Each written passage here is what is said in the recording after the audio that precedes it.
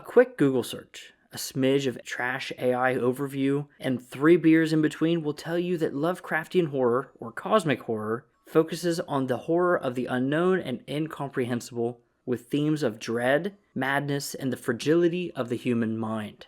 Funny enough, that last bit there is displayed perfectly in the game I'm reviewing today, because the fragility of my mind is on full display, as there are aspects of the game that I genuinely love, and some that I really, really don't like, and some that just need addressed. With that being said, my name is fallinghurts. If you like this video, it tells you anything about the game that you want to know, consider subscribing. It helps me out a lot. Yeah, get ready because I've got a lot of reviews coming up here soon. I'm getting through my backlog, as well as I'm starting to get out there again with more of these games that are coming out soon. And for your need-to-knows, Stygian is a narrative-led survival horror game with RPG elements.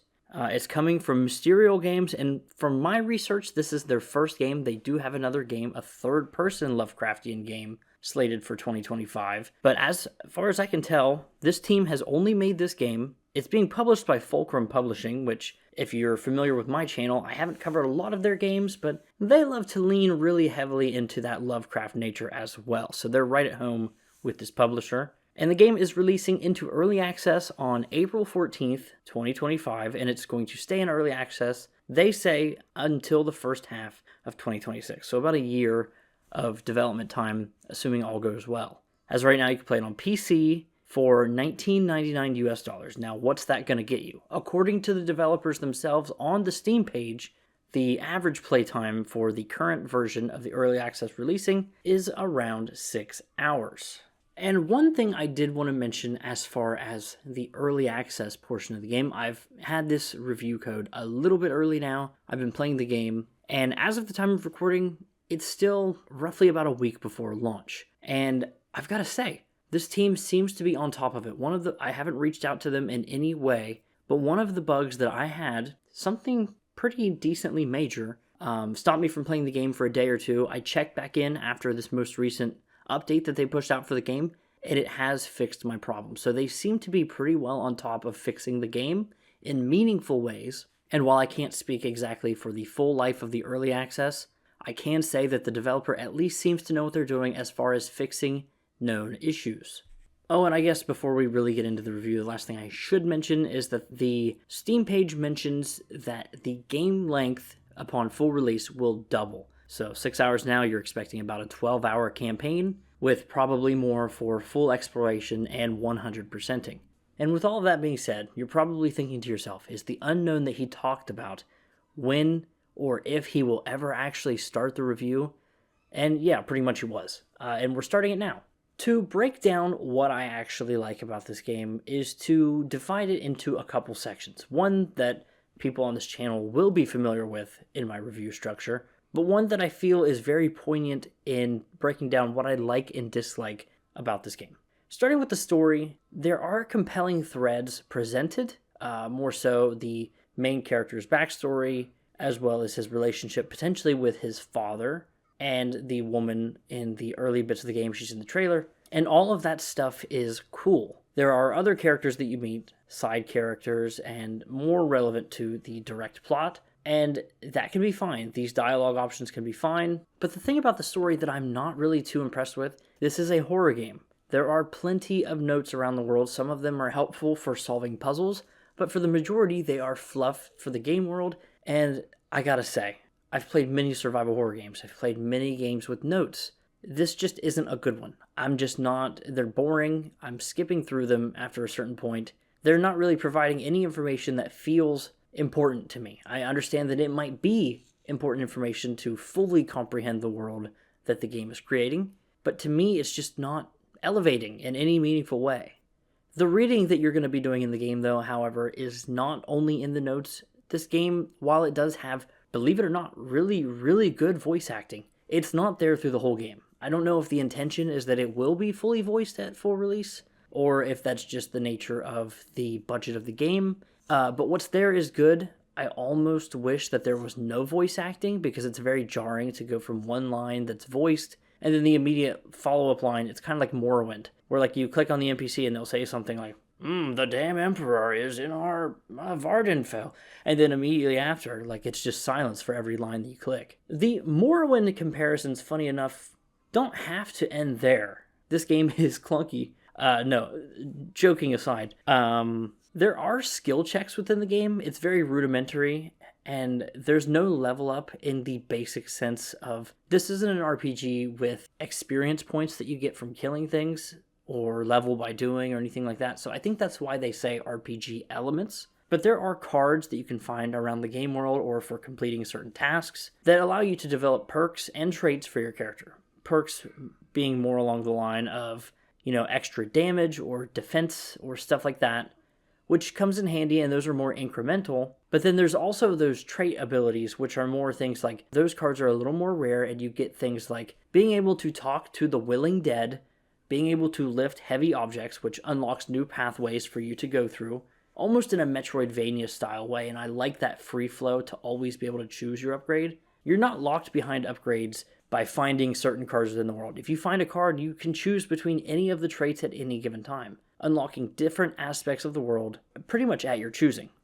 But I say all of that to say, again, there are skill checks and there are potential fails, like, lock picking. If you fail, you break the lockpick. If you succeed, which I believe it's like, depending on how high your level is to the level that's required, is how easy it is. Obviously, if it's level 4 and your lockpicking is level 4, you're going to get it. But if it's a level 1, then you've got, I don't know what the actual number is, maybe like a 25% chance, 1 in 4 or something. I'm not sure. It's very cool. There's also these other things that are like an occult knowledge thing. You can test out these little shrine things.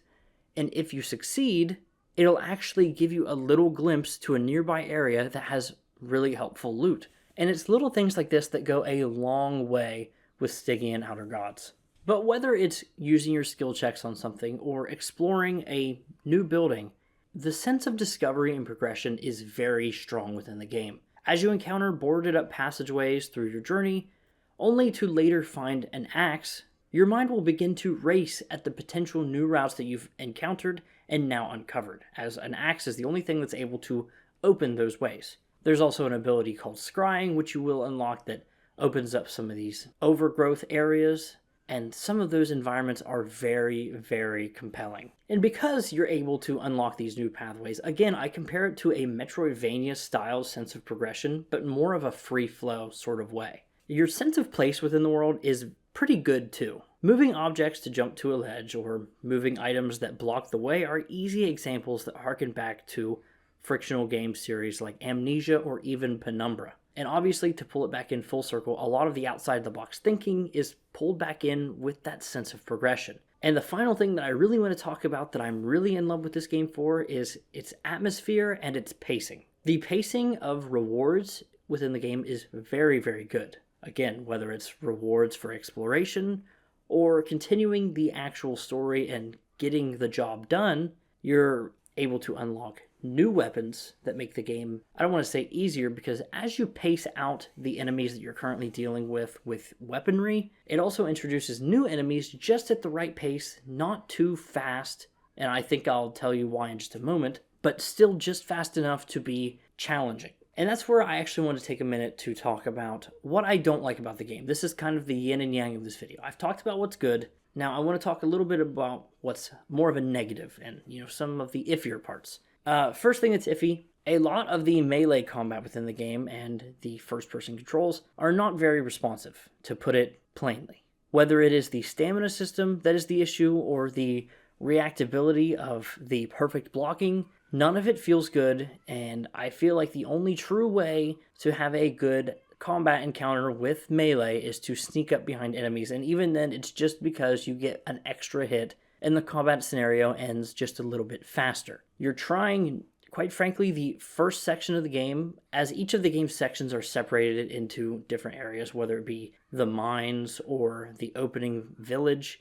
Each one of them kind of has a different gameplay feel to it. You have the same weapons and tools the whole time, while you're gaining more, obviously, but you still have access to those old ones, but you're not going to look back at your old tools as soon as you get newer ones, because the switch from melee to firearms, the difference is unreal. I mean, the game goes from unfun during combat to, at the bare minimum, especially because they're throwing slightly harder enemies at you. Tense. Very tense, actually. And it's that juxtaposition that makes me worried, because that first village, that first melee combat village, just really didn't do it for me. And I hope it doesn't deter everyone, but I do have a few instances where I think things could help. First of these things is the inventory itself. So with your inventory, you have a little hotkey bar at the bottom, items being numbered like 1 through 6 or 1 through 7. You click 1 or 2, and those are your primary weapons to easily switch between. And then you've got healing items and other things like that a little later on. In my opinion, and it's very slow, it's very clunky, and the reason for this, I've pretty much deduced this, you can't switch from one item to the next until the animation of, like, say you're scrolling. I scroll down from 1 to 2, I'm trying to get to number 4. I have to wait for item number 2's animation to play, whether he pulls up his weapon or whatever, before I can switch to item 3, and then the same thing, and then item 4. This is unsatisfying to the player in a number of ways, because the idea is that the player never, like, let's say I'm attacking somebody with the axe in hand number 1, or in the first slot. I'm trying to go to number 3 to get to my healing item. In order to do this in a real life scenario, I'm not going to go, scroll to number 2, pull out my sickle now, and then scroll to number 3. I'm not going to pull out 2 weapons just to go to my healing item if I need it in real life. So I think you shouldn't be bound to those animations as long as you don't linger during the mouse scroll. I mean, hell, even if you're just using the hotkeys, you can hit from 1 to 3 with no delay. I'm just asking that the scroll wheel, the thing that most people are going to want to use, has that same responsiveness. I think that would make the minute-to-minute gameplay, not even just combat, but exploration as you switch from one tool to the next, would help a ton. The other thing, of course, I think there just needs to be more feedback on the weapons. Enemy animations, when it comes to close-up, they're very simple, they're basic, and a little bit just unintuitive. I don't know. The game looks great, visuals, we'll get into that in a minute, but the animations weren't the strong suit, in my opinion. And I think the animations as well as the inventory would go a long way in making that first section of the game feel a lot better. To kind of round out, I wanted to talk about the game's presentation, which I have as the visuals and the audio. Whether it be the village, the mines I mentioned earlier, the mountaintops, or any of the other smaller locations within the game, there is a sense of I shouldn't be here, an uneasiness to all of it, and I think that perfectly plays into the narrative and themes of both the horror genre and the game within itself. And I could go through the game with a fine-tooth comb and talk about every grotesque scene that you see, and cool lighting effects here and there, whether it be produced by the player character with a lighter or a lamp.